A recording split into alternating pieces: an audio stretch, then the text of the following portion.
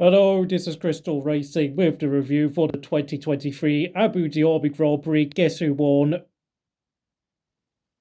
Just guess. He's got 54 Grand Prix career wins now. He has overtaken Sebastian Vettel in the all-time rankings for most career wins. He has 19 wins in 22 races. He has a win rate of 86%. To be honest, it's really more single driver domination rather than single car domination because, yes, the Red Bull RB19 is a good car, but I think Max Verstappen might have well and truly completed one of the greatest single driver seasons of pure domination. He won the race. Who the hell even is shocked? I think I'm going to obviously say it. He is by far the driver of the season. It's the most obvious one. We all know who's getting driver of the season by everyone's count.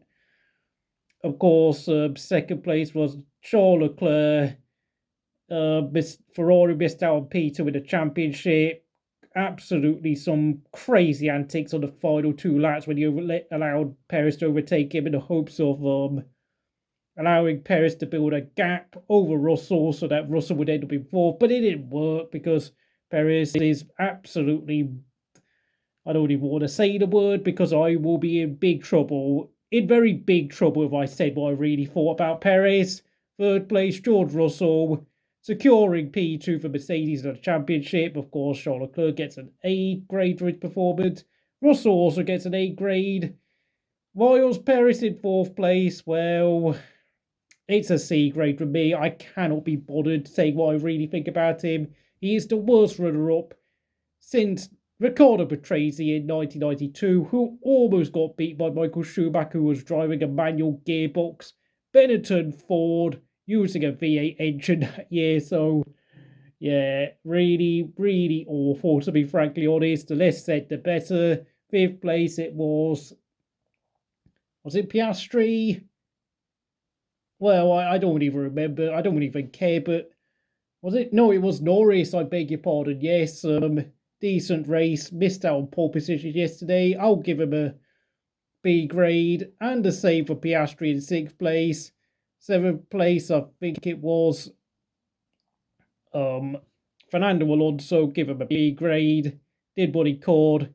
McLaren take fourth place, and deservedly so, because of course Aston Martin have been relying far too heavily on Fernando Alonso, who, he can't do everything. And of course, I think you know what I think of his teammate. Eighth place, Yuki Tsunoda, driver of the day, A plus for me.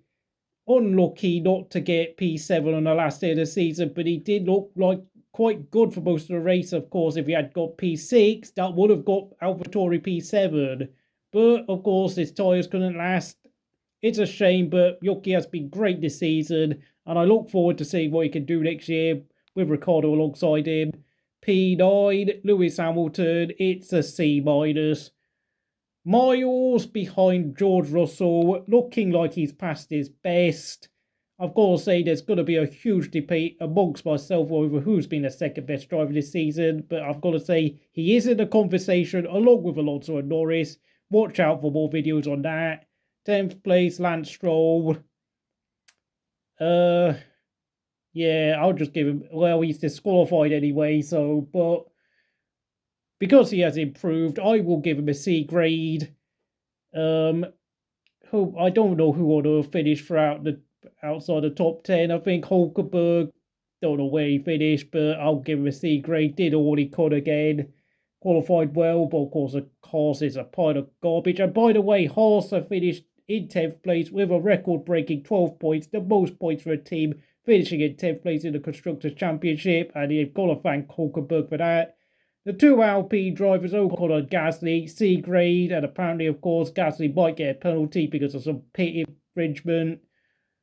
Honest to God, the word mid just describes everything about Alpine right now. And then, of course, 14th, was it Albon? Yes, C grade, couldn't do any more. Not quick enough to Williams, but Williams do finish P7, and they have, and 27 of the 28 points came from this man, Alex Albon, exemplary season. He is definitely very high up by a driver's ranking. And of course, 50th place, I don't know where he was actually classified, but Carlos Sainz pitted with 2 laps to go with soft tyres. I think he was trying to go for the fastest lap, but he fell far too down the order. And then Ferrari realised their mistake, realising that you don't score a point for the fastest lap if you finish outside the top 10, where of course those are the points paying position. So as a result, the fastest lap point went to Max Verstappen again. So, no surprises there. Unlucky there, Ferrari, but of course, who else was there? Logan Sargent, I think he finished 17th, don't care. And of course, the 2 Alfa Romeo boys, and of course, the 2 Alfa Romeo drivers, was he? I don't even remember anymore.